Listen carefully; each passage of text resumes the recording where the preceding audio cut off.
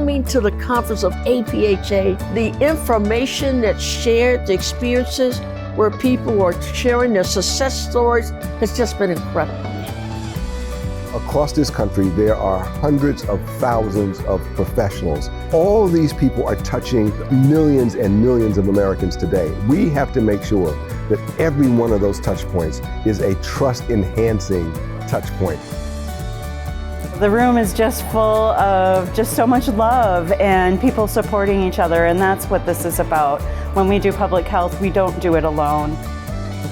Respect for the community is actually the very basis, the very foundation for all of our work. Without having that community link, why are we doing the research?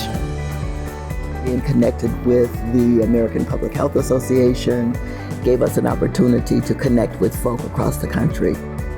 Having your voice actually matters in the long run, and we need to speak up more than ever.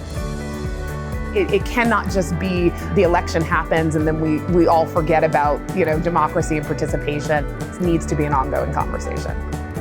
APHA does a great job every day in leading so that we can make sure that we're networking, that we are on the same page across the nation.